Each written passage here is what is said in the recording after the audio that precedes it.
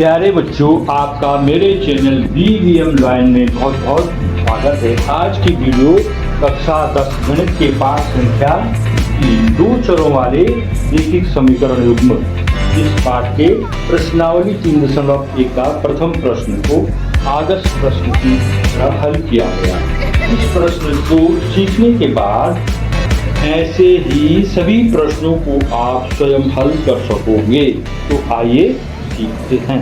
प्रश्न 1। आफताब अपनी पुत्री से कहता है, 7 वर्ष पूर्व मैं तुमसे 7 गुनी आयु का था। अब से 3 वर्ष बाद मैं तुमसे 3 गुनी आयु का रह जाऊंगा। क्या यह मनोरंजक है? इस स्थिति को बीजगणितीय एवं ग्राफीय रूप में व्यक्त कीजिए। हल होगा इसका।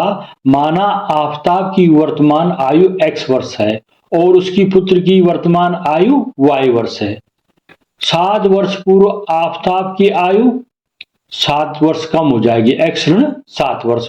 7 वर्ष पूर्व उसकी पुत्री की आयु क्या हो जाएगी? वर्तमान आयु से 7 वर्ष कम हो जाएगी, y ऋण 7 वर्ष। आफताब पुत्री से कहता है कि 7 वर्ष पूर्व वह पुत्री की आयु का 7 गुना था। पुत्री की आयु है ये y ऋण 7 वर्ष और आफताब की x ऋण 7 वर्ष है। तो जो x ऋण 7 वर्ष है वह y ऋण 7 वर्ष के 7 गुनी है। उसको 7 से गुणा कर देना, इस तरह लिख देना है। x ऋण 7 बराबर इस 7 को ब्रैकेट के अंदर ले जाके इन ब्रैकेट खोल देना। 7y इंटू 7 सते 49 माइनस 49, या इसको लिख सकते हैं x ऋण 7y ऋण 7 धन 49। 49 में से 7 घटा के आया 42, x ऋण 7y धन 42। इसका एक समीकरण तैयार हो गया। अब से 3 वर्ष बाद आफताब की आयु x धन 3 वर्ष बाद क्या होगी? उसमें जुड़ जाता है, 3 वर्ष बाद है तो x धन 3 वर्ष हो जाएगा।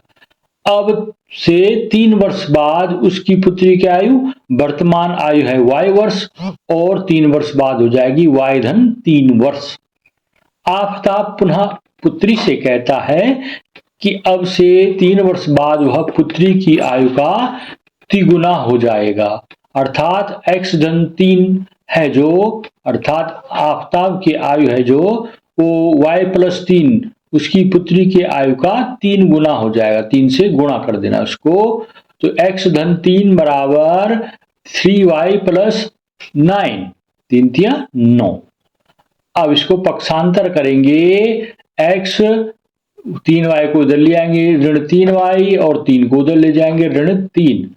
x ऋण 3y बराबर 9 में 3 के 6, x ऋण 3y बराबर 6 हो जाएगा। कथनों का बीजगणितीय रूप समीकरण युग्म x ऋण 7y धन 42 बराबर 0 और x ऋण 3y बराबर 6, ये इसका 2 समीकरण बन गए हैं। ज्यामितीय निरूपण क्रिया विधि। दिए गए समीकरण युग्म का पहला समीकरण x ऋण 7y plus 42 is equal to 0। दूसरा, माना x बराबर 0 तब x का मान x ऋण 7y धन 42 बराबर 0 में प्रतिस्थापित, मैंने x की जगह रखना है, क्या रखना है? 0। 0 ऋण 7y धन 42 बराबर 0, तो ऋण 7y पक्षांतर करेंगे धन 7y बराबर 42 हो जाएगा। 7y बराबर 42, तो y बराबर जो ये 7 है गुणा ये नीचे हर में चला जाएगा, 42 बटे 7, 7 छक्का 42, y का मान आ गया 6। तब समीकरण x ऋण 7y प्लस 42 इक्वल टू 0 के आलेख पर एक बिंदु ये होगा, वो 0,6 उसके निर्देशांक होंगे। पुनः माना x बराबर 7, तब मान समीकरण का क्या हो जाएगा? x ऋण 7y धन 42 बराबर 0 में x की जगह 7 रखने पर 7 ऋण 7y धन 42 बराबर 0, 7 42 और 7 49 हो गया। 7y बराबर 49, तो y बराबर 49 बटे 7, 7 सते 49, y बराबर आ गया 7। तब समीकरण x ऋण 7y धन 42 बराबर 0 के आलेख पर एक बिंदु B 7,7 हो गया। ग्राफ पेपर पर बिंदुओं ए 0,6 तथा बी 7,7 को आलेखित कीजिए, इसको ड्रॉ कीजिए उसमें, और दिए गए समीकरण का आलेख ये भी खींचना है उसमें। अब दिए हुए समीकरण युग्म का दूसरा समीकरण x ऋण 3y बराबर 6 है। माना x बराबर 0, तो x का मान x ऋण 3y बराबर 6 में प्रतिस्थापित करने पर 0 ऋण 3y बराबर 6, तो 3y बराबर ऋण 3y बराबर 6, तो y बराबर 6/3 ऋण 3 दूना 6, तो y बराबर हो जाएगा -2। तब समीकरण x ऋण 3y बराबर 6 के आलेख पर एक बिंदु C 0, -2 है।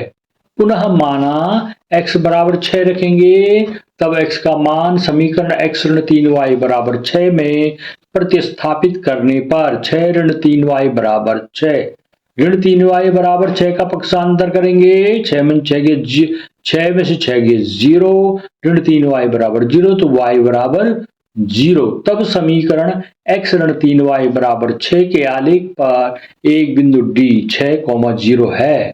ग्राफ पेपर पर बिंदु C 0, -2 तथा D 6,0 को आलेखित कर दिए हुए समीकरण CD को खींचना है। CD और AB को आगे बढ़ाते जाना है, जहां पर वो क्रॉस करेंगे उस बिंदु का नाम है P। वो कहां पर क्रॉस हो रहा है? 42,12, 42 x अक्ष का मान है और y अक्ष का मान 12 है। 42, 12 उस बिंदु के निर्देशांक है, जो अतः जो बिंदु P पर प्रतिच्छेद करती है।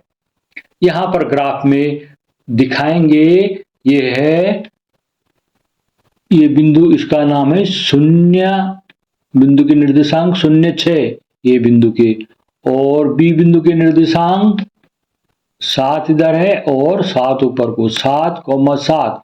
इसको मिलाएंगे दोनों बिंदुओं को, रेखा मिलेगी, उस रेखा को आगे बढ़ाते जाना है। फिर CD 2 बिंदु हैं, C के निर्देशांक हैं 0,2, ये यहां पर आ गया, और D के निर्देशांक हैं 6,0, ये 5 है और एक 6, और ऊपर कहीं नहीं जाना, 0 हो गया, y का मान 0 है।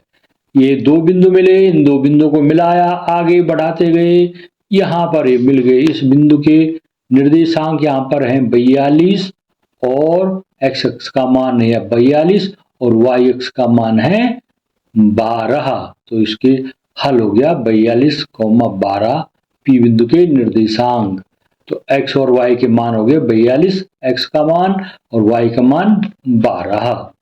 मेरे चैनल को सब्सक्राइब कीजिएगा। अगर आपको ये वीडियो पसंद आ रही है तो आप वीडियो को लाइक कीजिएगा, कमेंट कीजिएगा और इसको शेयर भी कीजिएगा।